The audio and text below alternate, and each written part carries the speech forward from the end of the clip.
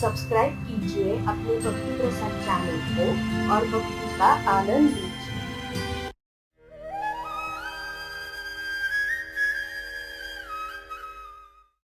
There are very few human beings, no matter what is the situation, they will be who they are.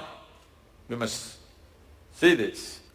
I was talking in another town starting with N, in Andhra Pradesh. I am speaking in Nellore to a large group of school students. And then I say, okay, I'll take some questions. One little girl, 14-year-old girl, stands up and she says, Sadhguru, they are saying Rama walked from Ayodhya to Sri Lanka.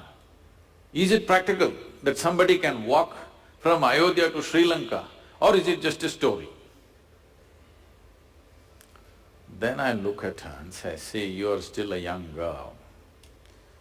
After a few years, you will find a man.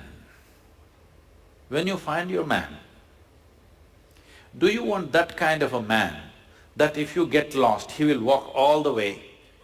Or he will think this is not practical and find a practical solution in his neighborhood? What kind of a man do you want?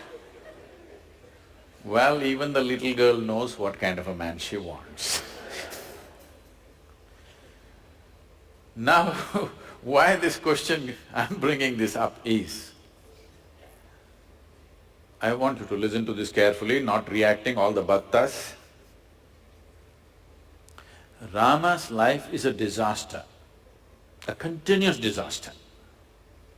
King born as a prince, coronated as a king, just married with his young wife, some political stuff, ends up in the jungle.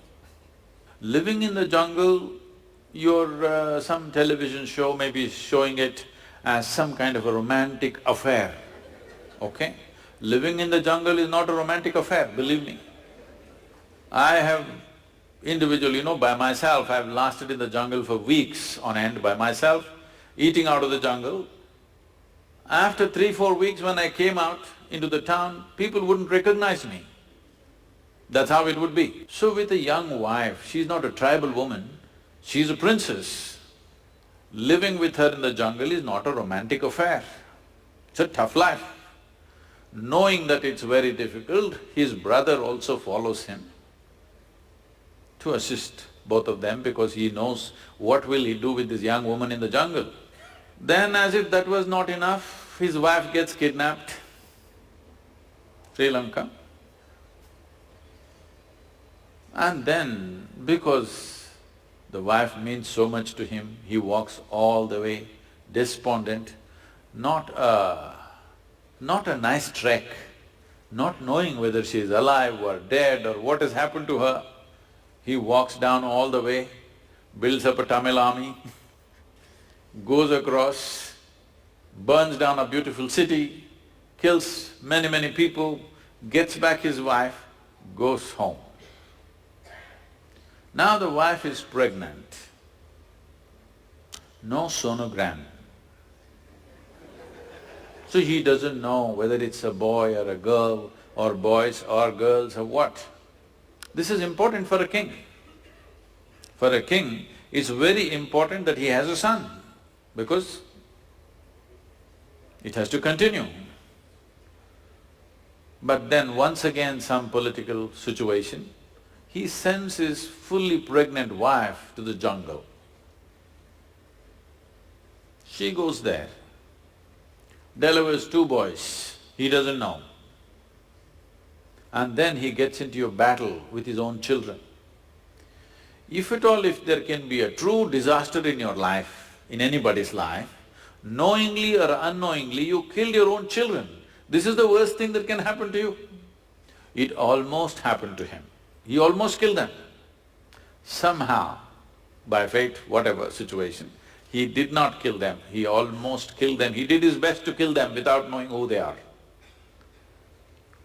Then Sita dies without ever seeing him again. You call this a successful life? No. But we worship him. Why do you worship a failure like this? Because no matter what disasters happened, the man did not become angry, hateful. He did not lose his balance. He maintained his balance 100%. He did not give up any of the values and ethics with which he lived. A continuous disaster, a serial disaster he is, but unmoved, untouched. It is this quality that we are bowing down to. We are not bowing down to him because he's a super success. He is a super failure, but within himself, do what you want. You cannot take away who he is. One of these incidents that happened in his life happened to most people, they would all be cracked up. Yes or no?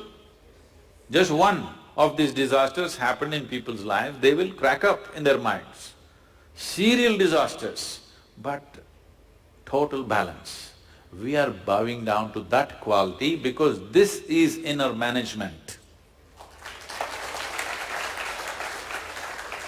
If you go out to do things in the world, you cannot control what the world will throw at you. But what you make out of it is 100% yours. You wouldn't mind stepping into any situation, facing anything in the world because you are in a blissful chemistry. Rama is in a peaceful chemistry. No matter how many troubles you throw at him, similarly if you have blissful chemistry, no matter how much nonsense somebody throws at you, you're blissful.